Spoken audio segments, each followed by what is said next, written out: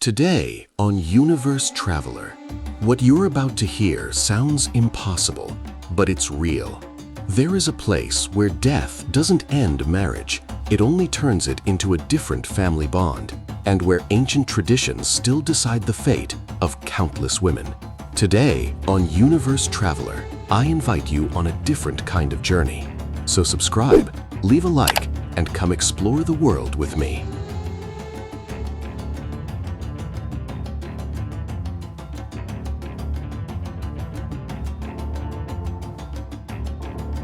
Somalia doesn't begin in the news, nor in the conflicts the world insists on repeating. It begins on the map, drawing a curious shape, almost provocative, known as the Horn of Africa, a land that stretches toward the Indian Ocean as if it wanted to touch the Arab world, Asia, and at the same time remain faithful to ancestral Africa. Few people know that long before modern wars, Somalia was already one of the most strategic trading points on the planet.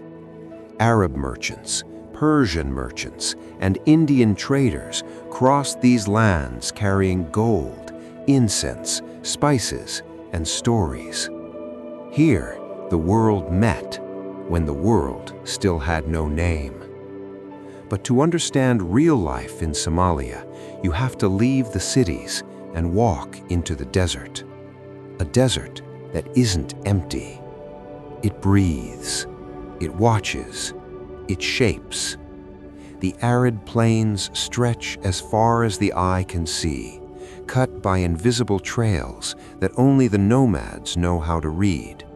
Men, women, and children move on with their camels and goats, guided not by maps, but by collective memory.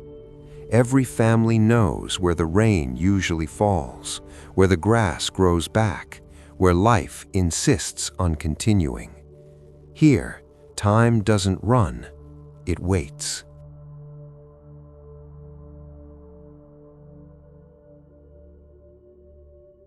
In this harsh landscape, survival was never individual. Somalia has always been a clan-based society. Belonging to a clan means existing. It means protection, identity, food, and a future.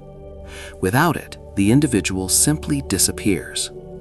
That's where marriage stops being just love or a personal choice.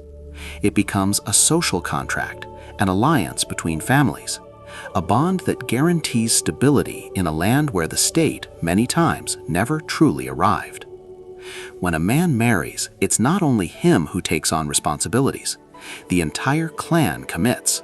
And when that man dies, something fundamental happens. The bond cannot be broken. What you're about to hear challenges modern logic, but it makes perfect sense within this reality. In many regions of Somalia, when a man dies, his wife is not left alone. She is almost automatically assigned to the brother of the deceased. Not as punishment, not as scandal, but as continuity. This ancestral practice is not born from cruelty, but from fear. Fear of hunger, fear of abandonment, fear of a woman and her children being left without protection in a place where being alone is a sentence. To the Western eye, it sounds like absolute oppression. To many Somali communities, it is pure survival. And it's impossible to understand this tradition without understanding the role of women in this land. From an early age, women learn that they carry the honor of the family. They are the invisible backbone of society. While men often migrate, fight, or disappear into conflict, they are the ones who hold everyday life together. They sell in the markets, care for the children, keep the faith, and preserve traditions. Their silence is not weakness, it is resistance.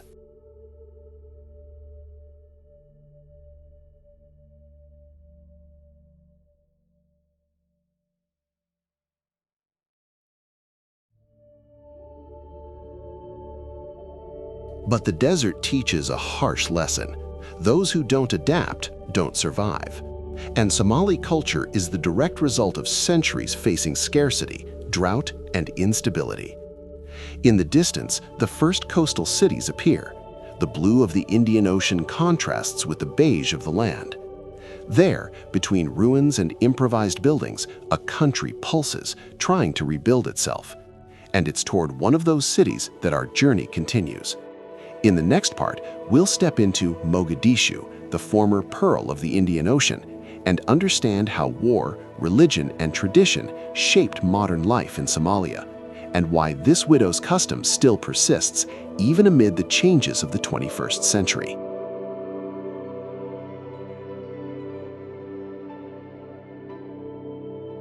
As you approach Mogadishu, the first contrast is impossible to ignore. The Indian Ocean stretches out in deep shades of blue, calm, almost hypnotic. But just behind the shoreline, the city reveals its scars. Buildings marked by bullets, shattered facades, uneven streets. Mogadishu is a city that has been broken many times and rebuilt even more. Few people know that in the 1960s and 1970s, Mogadishu was considered one of the most modern capitals in East Africa. Movie theaters, seaside cafes, and a vibrant cultural life were part of everyday life. It was common to hear Somali music echoing through the streets, mixed with the smell of strong coffee and spices. Then came the collapse. When the Somali state fell apart, it wasn't just a government that collapsed, it was the very idea of order.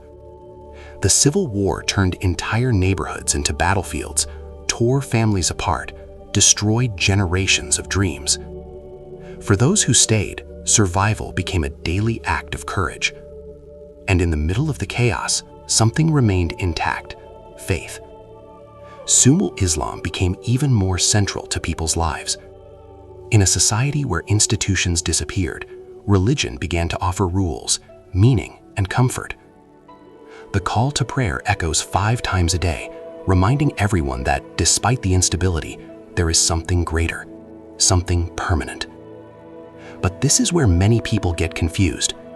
Not everything that happens in Somalia comes exclusively from religion. Many social practices, like a widow marrying the brother of her late husband, existed long before Islam. They belong to tribal tradition, adapted over time to religious norms. When a man dies in Mogadishu or in villages inland, the question isn't what now. The question is who takes over. Because children need to eat, the widow needs protection, and the clan needs to hold together.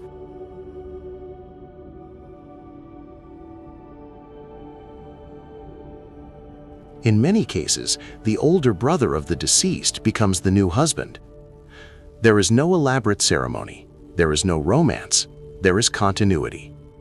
For the woman, refusing can mean losing everything: a home, her children, status, and even safety.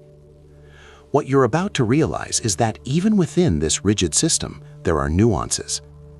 Some women accept out of necessity, others accept under pressure. And there are those who, quietly, try to negotiate their own limits within tradition. In the streets of Mogadishu, women walk in a hurry, wrapped in colorful veils, carrying bags, children, responsibilities. They are the backbone of the city. In the markets, they are the ones who control the informal trade. At home, they are the ones who hold the family together when everything around them seems to collapse. Few people know that many Somali women become heads of household while still young, whether because of a husband's death or because of war. And it's in that moment that the tradition of remarriage appears as a social solution, even if it's controversial. Meanwhile, a new generation grows up between ruins and cell phones. Young people who access the world through the internet, who see other realities and begin to question old customs. But questioning here is dangerous. Tradition is not only cultural, it is a structure of survival. Mogadishu lives this conflict every single day, between a past that protects and a future that calls. At night, when the sun sets over the Indian Ocean, the city slows down. Families gather, stories are told. Oral tradition keeps alive the memory of a people who refuse to disappear. And it is outside the cities, far from the cameras, that this tradition becomes even more present. In the next part, we'll leave Mogadishu and head into the interior of Somalia, where the clan matters more than any document, and where a widow's fate is decided not by her, but by the collective.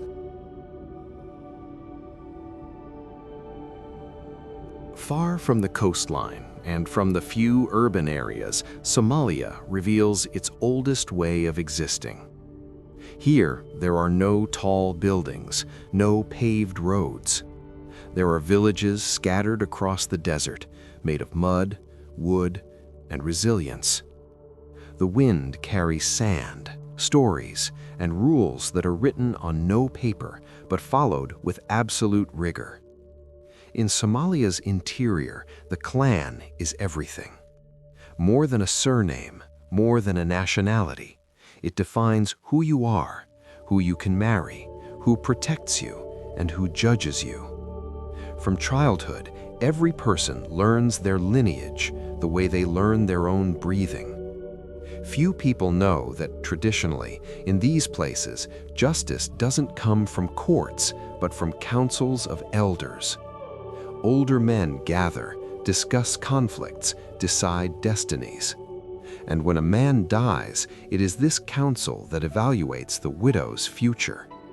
It's not about asking what she wants, it's about deciding what is best for everyone.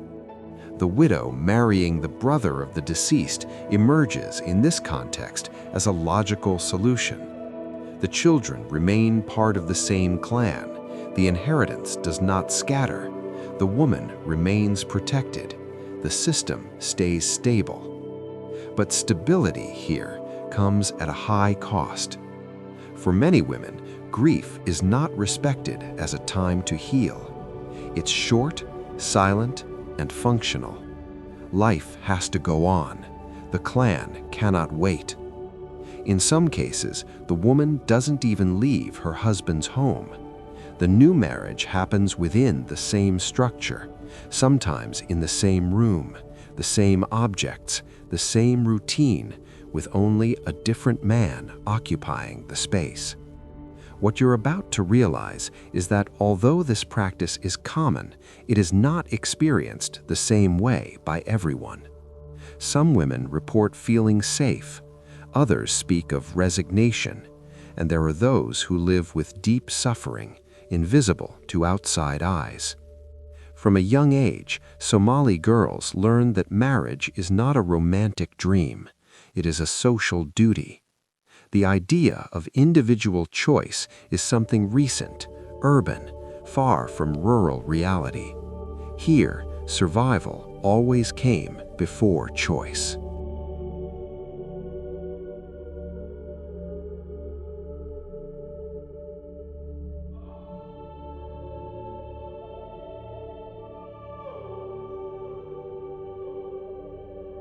But even in this rigid environment, small changes are beginning to appear.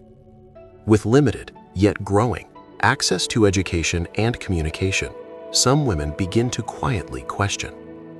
They talk among themselves, share experiences, build informal support networks. It's not an open revolution, it's a slow movement, almost imperceptible. The desert teaches patience. Men, in turn, are also prisoners of this system. The brother who takes on the widow rarely chooses. He inherits responsibilities, more children, more mouths to feed, more social obligations. Refusing is seen as dishonor. Accepting is fulfilling the expected role.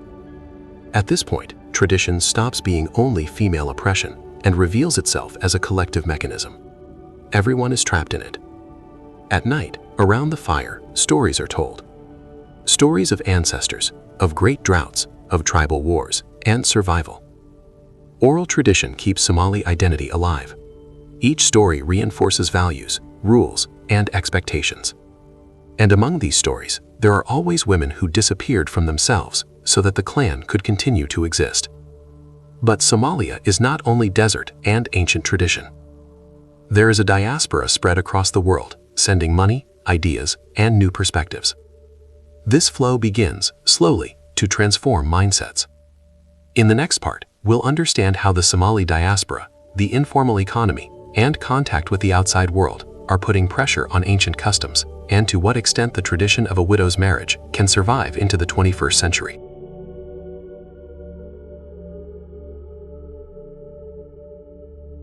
There is a Somalia that doesn't appear on the physical map, but holds the entire country together. It lives beyond the borders. Millions of Somalis are spread across the world, forming one of the most connected and influential diasporas in Africa. From London to Minneapolis, passing through countries in the Middle East and Europe, this distant population never stopped looking back home. Few people know that a large part of Somalia's economy depends on money sent from abroad. Remittances support entire families, fund small businesses, and, in many cases, replace the role of the state. A simple phone, a fragile internet connection, and a transfer app are enough to keep bonds alive across continents. That money doesn't carry only support, it carries ideas. Young people who grew up outside Somalia return, visit, or speak daily with relatives who never left the country. They talk about other ways of life, other forms of marriage, other possibilities for women. These conversations happen in low voices, far from the elders, far from the clan's watchful eyes. It's a silent change, but powerful.